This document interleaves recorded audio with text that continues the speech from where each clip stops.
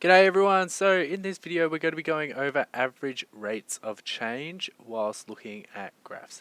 First of all, just need to remember average rates of change is essentially your gradient, okay? So if you have your average rates of change, I'm just going to abbreviate that there.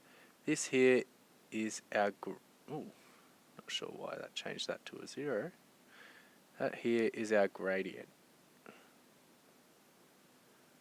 Okay, so just remember that, and it's over an interval, so just make sure that you're looking over an interval. So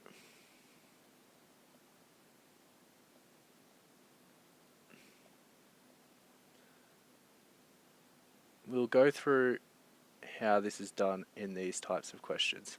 So find the average rate of change of y with respect to x from point A to point B for each of the following graphs. So all we need to do here is we need to draw a straight line from point A to point B, and then we need to find out our rates of change for this. So here we'll just draw some straight lines to start off on both of these.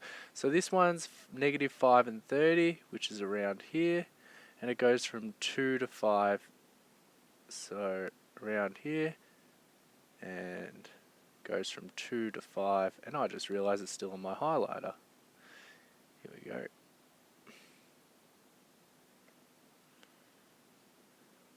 Sorry about that.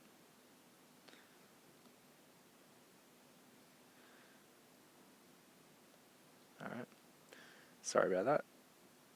30, 2 to 5.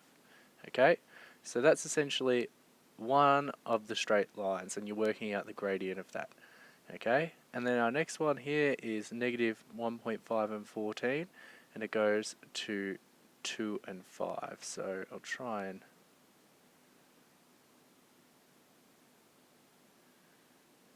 I forgot to draw my straight line again.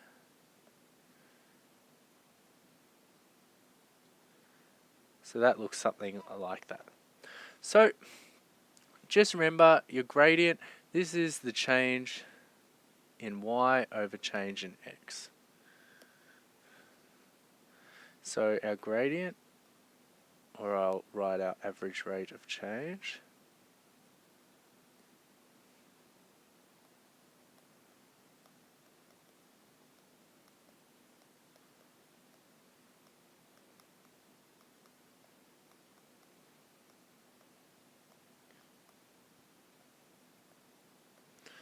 and this is equal to our change in y, delta y, over change in x, okay, or if you remember your gradient, y2 minus y1 over x2 minus x1. Okay, so with this now, we'll do our answers for question A and B. So A, this one, just remember your first point, this is x1 and y1.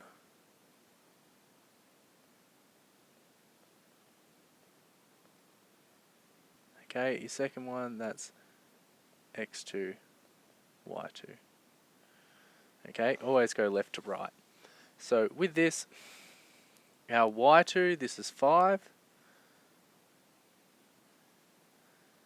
So our rate of change, just going to put equals there. That's our rate of change is going to equal 5 minus 30 over 2 minus -5. Okay. So here this equals 5 minus 30 is -25, and 2 minus -5, that means 2 plus 5 is 7. Ooh, run out of room there. iPad doesn't like that. So final go. Can see that horrible 7 there. Anyway, so that's how you do this. So for B, we just do the exact same. Okay. So B, our second y value is 5, and it's going to be a minus 14. And then we've got 2 as our second x value, which is here, minus our first x value, which is negative 1.5. So here 5 minus 14, here is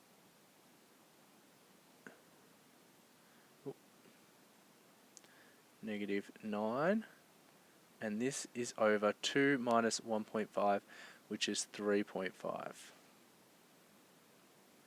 So you will notice one thing, and what is a big no in fractions is having a decimal within a fraction. So we're going to multiply this by 2 over 2 to get it to a whole number. Okay. So make sure if you do have a fraction that you don't have a decimal within that. So this is going to equal negative 18 over 7. Okay, so just make sure that you do that and not having a decimal there. So I'll just go over everything again.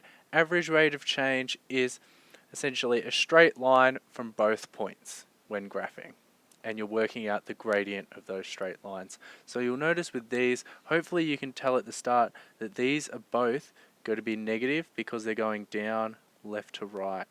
So that's always a good check to start off with. Is it going to be positive or negative? These ones both negative because it's going down from left to right. And then you just need to apply your gradient formula or average rate of change. So you can do this, and hopefully if you looked at my notes, there's many different ways to actually do this. Okay, so your rise over run, or you can put in your function values, and yeah. So hopefully this helps with working out average rates of change when given graphs. Good luck.